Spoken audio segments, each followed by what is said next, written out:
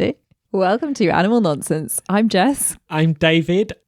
We've had someone called Isabella from Austria Lovely. Hi, Isabella. reach out to us, and this is how her message began. Okay.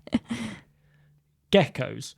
Maybe you can do some research on how to kill them for your animal podcast. I don't know where they are coming from, but there are so many geckos inside and around my house, and they freak me out. In the basement, every time I do laundry, there are one or more geckos, and I need them to go away. I wouldn't mind killing them all, but if you or your listeners figure out a way to evict them peacefully and humanely from my grounds, I would love that. Also, why the do they want to live where my washing machine is? I remember when I first viewed the house, there was a dead frog in the attic, and I feel that this should have been my sign. But no, I moved in anyway, and this is my fault. One of the neighbours has a pond, and I don't know for sure, but I know my geckos have something to do with them and their pond. I want them out. I mean, I do think the dead frog in the attic would give me the ick if I was looking around a house. Can we clarify? You said that Isabella is writing from Austria. Are you sure it's not Australia? Because I don't know that there's an abundance of geckos in Austria. Well, I mean, I might be wrong. 100% she is writing from Austria. Okay. And I researched that because that was something that rang alarm bells Yeah, with okay. me. The way that they often get into places like this is they often arrive in other countries through pond equipment boxes and things like that. So her neighbour's pond, they might actually have had a delivery of pond equipment and they've sneaked in and gone all the way from another country. So the pond is relevant. Well, it might be. I don't want to blame the neighbours unduly, but it could be their fault. I thought you just up and that it was Australia.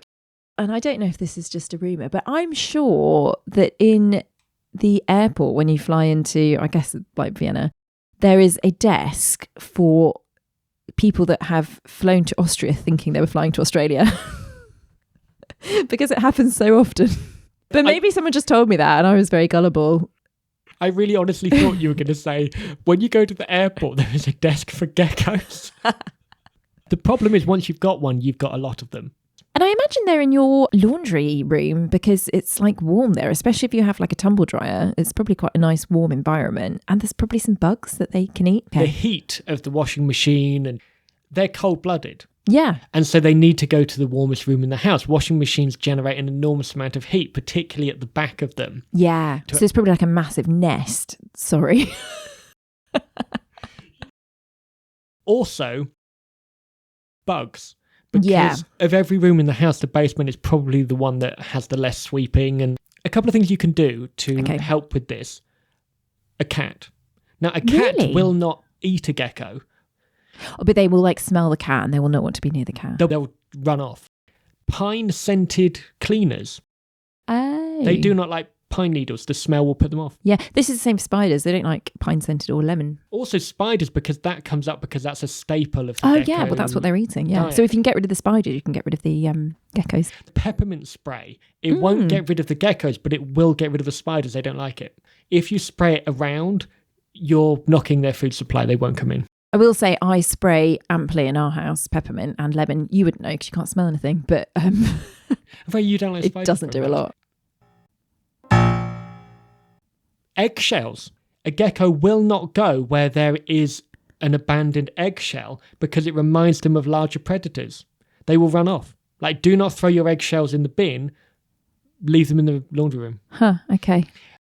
And one other thing, because they're cold-blooded, if you spray ice-cold water from the freezer, it will not be like a pleasant environment for them because they're cold-blooded and they need heat. And so they just won't rest on it. They'll find somewhere warmer to sit.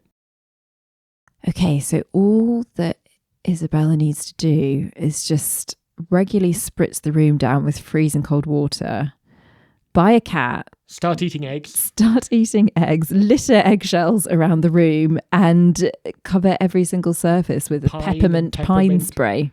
I think I'd rather just have the geckos. Report back and let us know how the gecko situation is going, whether it's resolved or... I have avoided this episode for a long time. Okay. It begins in an unexpected way, this story. Okay. I met Bob Geldof. at a book launch recently, and I love Bob Geldof. He's my hero. The odd thing was, it's really hard meeting Bob Geldof because he's exactly like Bob Geldof. Yeah, okay. And so when he stood right in front of you, I'd bought a copy of the book for him to sign, and he was signing them, and there was like a sort of drinks do, and you could meet him and stuff. And so I sort of gingerly queue with everyone else and to get this signed, and I'm really nervous. And he's standing as well, and he's very tall. Yeah. How tall is he? He's about 6'1", 6'2". Okay. And I'm about 5'9". Yeah. And so and it's really hard meeting your hero. Yeah, it is. And he was really nice to me. But I go up to him when I'm holding the book, and he's like, right, so what name is it? And it's really intimidating because it's Bob Geldof. Even when he's nice, it's really frightening. And then he was really confused as well because he'd pre-signed a load of books for the bookshop to sell once the event was over. But then the bookshop was selling us, who'd been invited to the event, the pre-signed books. Oh, so you went to sign it and it was already signed? Yeah, it was already signed. Like, it's already been signed. And I was like, yeah, but it's not. I was like, right. I'm glad he just didn't disappoint, because sometimes you could meet your heroes and they're just not very nice, and that picture that you'd painted in your mind is ruined. Yeah. But I do have a photo of that meeting to show you. And there is a reason that this relates to animals, which I'm about to go on to. So this is a photo from the event. Oh. And I've really avoided posting this until I was brave enough to do this episode. Okay. The band that Bob Geldof reached fame with was called the Boomtown Rats, and they moved from Ireland to Dublin. They were the first Irish band to reach #1. Yeah. But Rats is in their name. Yeah. Now, the same week that this was occurring, it was a 50th anniversary concert for Bob Geldof and the Boomtown Rats, and it was at the Hammersmith Odeon. Yeah. Now, that's about 2,500, 3,000 people. Now, I really do not like rats. No, I know. I'm really frightened of them.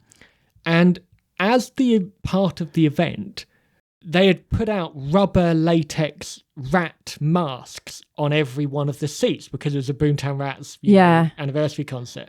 And there was someone from the Guinness Book of Records there, and it was the most number of people in rat masks in one room. God, it's so niche, isn't it? The Guinness Book of Records. I don't know how much competition there was for that particular title. But anyway, right, so now I want you to imagine poor me. I was expecting to go and see my favourite musician and have a nice time. Yeah. And now I'm in a room of 3,000 people, all adult human-sized rats. Yeah. And so I'm going to show you a picture of this, which if you zoom in, you can see How would I know which rat is you? Well, I was the front row of the dress circle. Oh my God.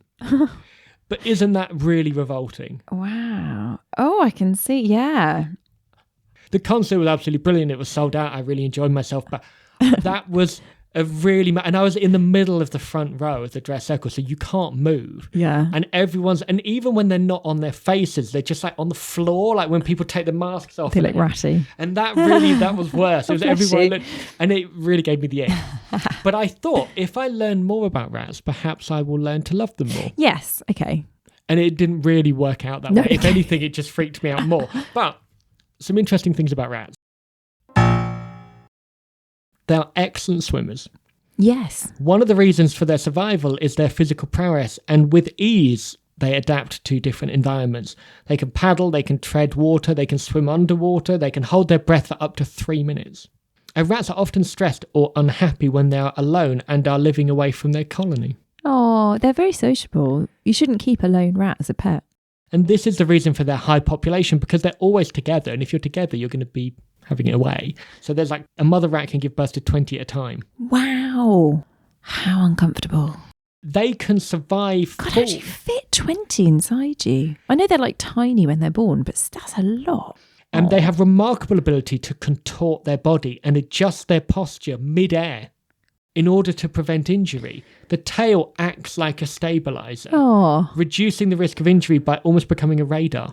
The body of the rat goes limp, like in drama when you're taught to fall loose. Yes, yeah. And it prevents injury. A rat can go on without food for longer than a human can. Their metabolism is much faster than ours, and they require less food to survive. A rat can survive for up to 2 weeks with no food.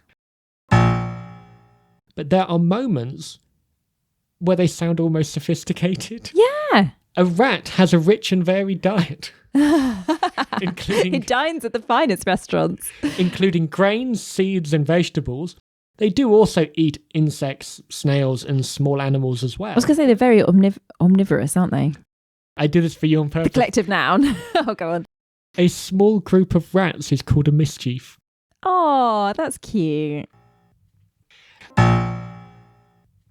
The most troubling part of rats for me was their teeth.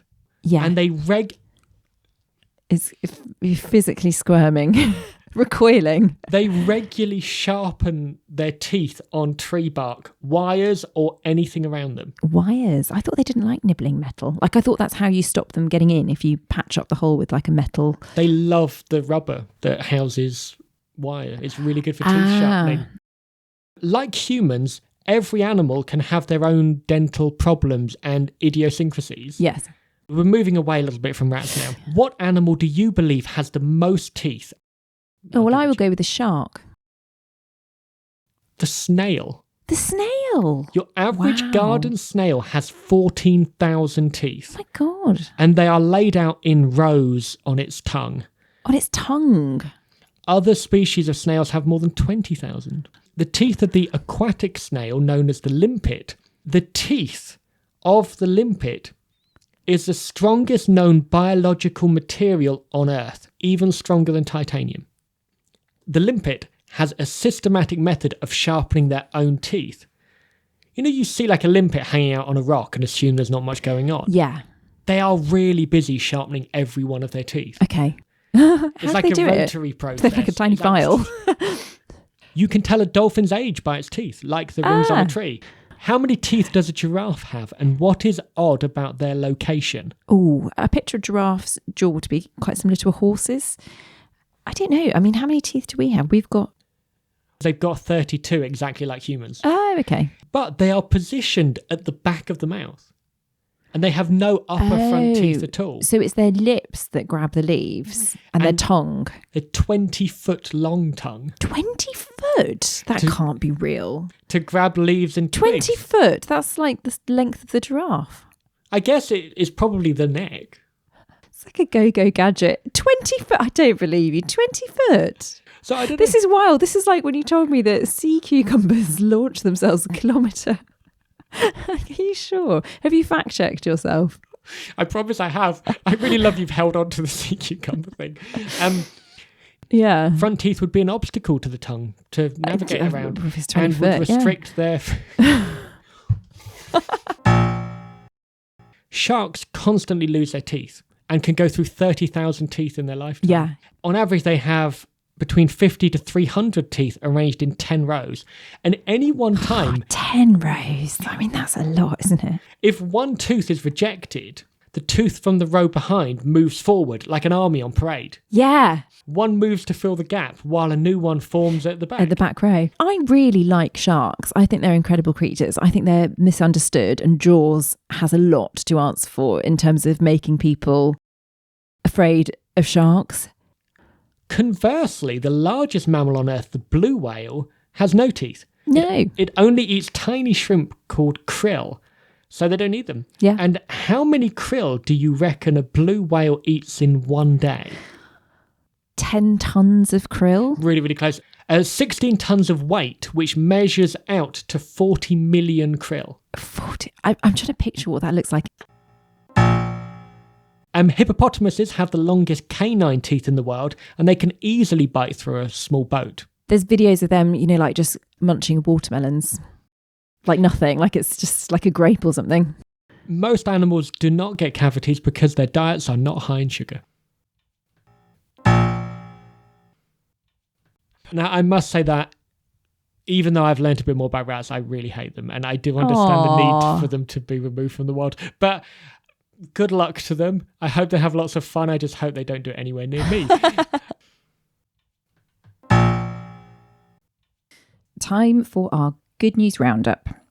The giant panda has been downgraded from endangered to vulnerable on the endangered species list. For the first time in 100 years, the global tiger population has shown a documented increase. Mexico ends dolphin shows and will return those kept in captivity to the oceans and marine reserves. Canada has passed a law prohibiting keeping large great apes and elephants in captivity. Nigerian John, I'm so sorry, John, but I'm going to attempt to pronounce your surname. Amanamanan. I'm so sorry. I don't know what his name is, but I must admit that didn't sound close. No. It's a very difficult name to pronounce. He is making history by developing, and I've seen photos that look really cool, hyper-realistic prosthesis created especially for black amputees. So really realistic prosthetic limbs. Really good. And Michael Jordan opens a 4th free medical clinic for Americans without health insurance. Really love that. Yeah. All right, you've been listening to Animal Nonsense.